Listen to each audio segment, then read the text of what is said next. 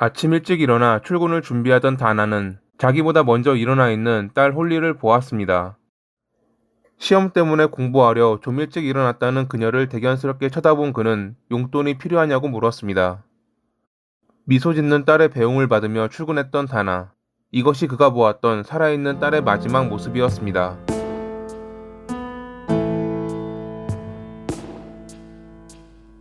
1990년 10월 12일에 미국 테네시주의 작은 시골 마을에서 태어난 홀리는 예쁜 외모와 활발한 성격 덕분에 인기가 많았던 여성이었습니다. 친구들은 그녀와 어울리는 것을 좋아했고 그녀가 있는 곳은 항상 웃음으로 가득했죠. 사람들을 돕는 것을 좋아해 간호사가 꿈이었던 그녀는 자신의 꿈을 이루기 위해 대학교에 들어갔습니다. 친구들과 노는 것도 좋아했지만 자신의 꿈을 위해 항상 열심히 공부했던 그녀. 2011년 4월 13일 이날도 마찬가지였습니다. 그녀는 오전에 있을 시험 때문에 좀 더 공부하려고 4시 반쯤에 일어났고 1시간 뒤 일어난 아버지의 출근을 배웅했습니다. 잠시 뒤 일어난 어머니 카렌을 도와 점심 도시락을 싼 그녀는 출근하는 어머니까지 배웅한 뒤 공부를 마저 했죠. 7시 무렵 오늘 아버지와 사냥을 간다는 남자친구 드류와 통화했고 시험 잘 보라는 그의 말을 끝으로 둘의 통화는 마무리됐습니다. 7시 40분, 이웃은 홀리의 집 방향에서 나는 큰 비명을 들었습니다.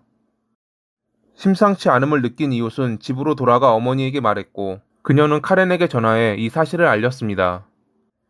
이 무렵 반려견이 짖는 소리에 깬 홀리의 오빠 클린트는 창밖을 내다보았고 위장복을 입은 한 남성이 홀리와 함께 있는 것을 보았습니다. 사냥철이었던지라 위장복은 흔하게 볼 수 있던 시기였습니다. 그는 남성이 동생의 남자친구인 드류라고 생각했는데 당시 상황에 대한 진술은 다음과 같습니다. 홀리와 드류가 무릎을 꿇고 있는 것 같았어요. 홀리는 매우 화가 난 느낌이었고 둘은 이야기를 나누는 듯 보였죠. 자세한 내용은 듣지 못했지만 그녀가 마지막에 했던 아니 왜 라는 말은 똑똑하게 들렸어요. 연인의 흔한 치정 싸움이라 생각한 클린트가 일어나려 했을 때 이웃의 충고를 들었던 어머니 카렌의 전화가 걸려왔습니다. 혹시 무슨 일 있느냐는 그녀의 질문에 그가 동생이 드류와 함께 있다고 답하자 카렌은 그는 드류가 아니야 총으로 쏴버려 라고 말했습니다. 이제 막 잠에서 깨 혼란스러웠던 클린트가 드류를 쏘라고요? 라고 되묻자 일단 카렌은 전화를 끊고 911에 신고했습니다. 한편 클린트는 부엌 창문을 통해 홀리와 그 남성이 숲으로 걸어가는 것을 보았습니다. 당시 둘이 나란히 걷고 있었기에 대충 키와 몸무게를 가늠할 수 있었는데 그의 말에 따르면 180cm에 90kg 정도 나가 보이는 몸집이 큰 남성이었다고 합니다. 자주 보았기에 드류가 그리 몸집이 큰 남성이 아닌 걸 알고 있음에도 그는 그들을 쫓아가야 될지 고민했습니다. 다시 어머니의 전화가 걸려왔고 자기가 경찰에 신고하긴 했지만 한 번 더 하라고 말했지만 여전히 그는 동생이 남자친구와 치정 싸움을 하는 것이라 여기며 신고하는 것을 거부했습니다. 대신 밖으로 나가 그들이 사라진 숲으로 향했죠. 그러나 이미 그들은 어디에도 보이지 않았습니다. 차고에서 피를 발견하고 나서야 그는 경찰에 신고했고 카렌은 딸이 성인이었지만 긴급 상황이라 판단해 17살이라고 속여 지역에는 앰버 경보가 울렸습니다.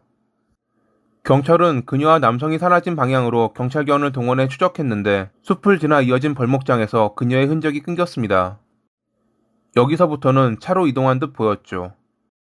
벌목장에선 412번 국도나 40번 고속도로로 나와야 하기에 아직 그들이 멀리 벗어나지 못했다면 두 도로 어딘가에선 모습을 보일 것입니다.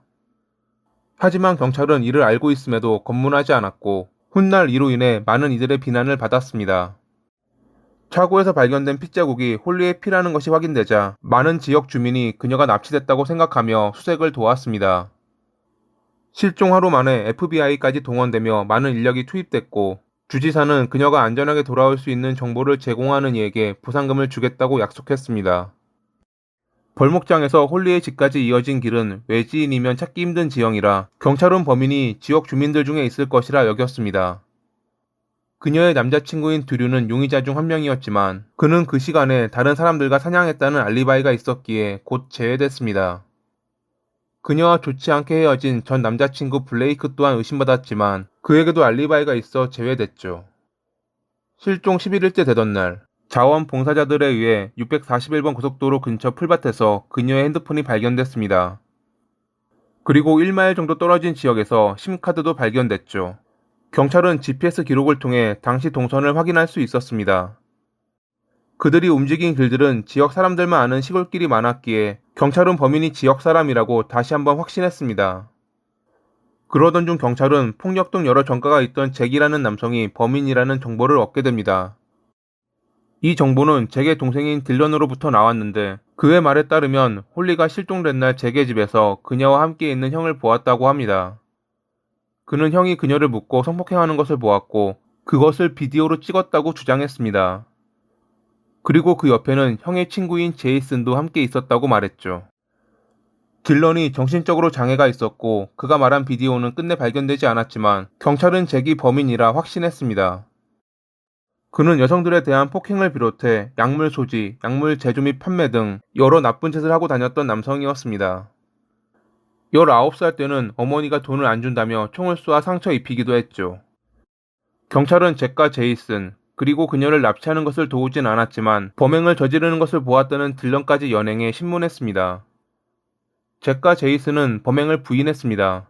경찰이 정신에 장애가 있는 딜런을 회유해 거짓말을 하도록 유도했다고 주장했죠. 경찰은 그들의 주변 사람들의 증언을 받아 홀리가 실종되기 4일 전 참여했던 축제에서 잭을 포함 6명으로 이루어진 A트레인이라 불리는 이들이 그녀를 눈여겨보았다는 것을 알아냈고 A트레인 중 한 명인 오스틴이 홀리가 실종됐을 무렵에 잭과 여러 차례 통화했다는 것을 확인했습니다. 이를 지적하자 오스틴은 결국 그녀의 시신 위치에 대한 정보를 주는 대가로 면책 특권을 받기로 했습니다. 그날 잭은 오스틴에게 사망한 홀리를 유기하는 데 도와달라 전화했습니다. 도와주지 않으면 너도 그리 될 거라는 그의 말에 어쩔 수 없었다고 합니다. 하지만 이 또한 오스틴의 주장일 뿐 그녀를 유기한 장소를 제대로 알지 못했기에 증언의 신빙성은 부족했습니다. 일단 그녀가 살해됐다는 사실 확인이 중요했는데 2014년 9월 7일 사냥꾼에 의해 40번 고속도로 인근 숲에서 유골이 발견됐습니다. 사냥꾼은 당시 양동이와 유골을 발견해 경찰에 신고했고 확인 결과 홀리라는 것이 밝혀졌는데 양동이에 무엇이 들어있었는지는 발설하지 않기로 했다고 합니다. 머리에 남은 흔적으로 그녀는 총을 맞고 사망한 것으로 드러났습니다. 3년 만에 살인사건으로 전환되며 잭과 딜런, 제이슨에게 관심이 집중됐습니다. 하지만 여전히 물적 증거는 없고 정신장애가 있는 딜런의 자백은 뭔가 진실성이 부족, 오스틴의 자백 또한 신빙성이 떨어지는 가운데 2015년 2월 23일에 오스틴이 한 모텔방에서 사망한 채 발견됩니다.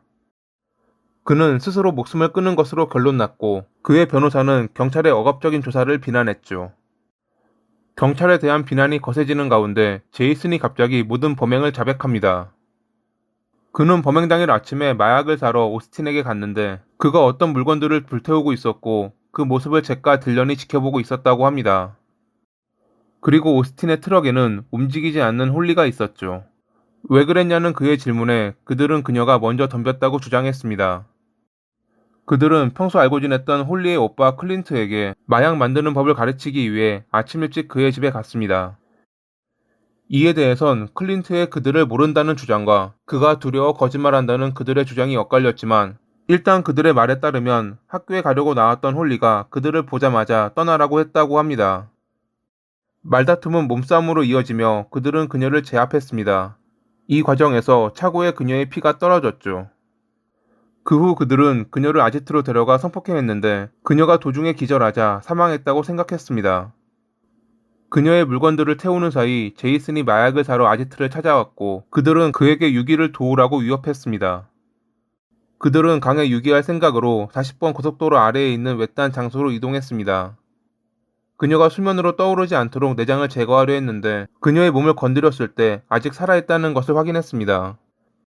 잭은 트럭에서 총을 가져와 그녀를 살해했고 누군가 총소리를 들었을 경우를 대비해 현장을 벗어났습니다. 잭이 뒤처리를 하겠다며 자기를 내려주었다는 것이 제이슨이 말한 그날 있었던 사건의 전말이었습니다. 그의 상세한 자백은 중요 증거가 되어 재판이 열렸습니다. 2017년 9월 22일 잭은 7살인 등 모든 혐의에 대해 유죄를 판결받고 가석방 가능성 없는 종신형을 선고받았습니다.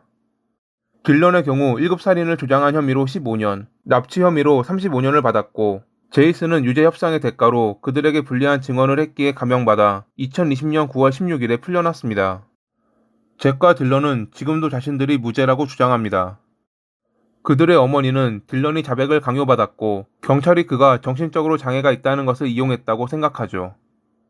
제가 전에 다뤘던 치홍7 사건처럼 이 사건도 물적 증거 없이 범행에 가담했던 이의 증언만으로 유죄가 확정된 사건입니다.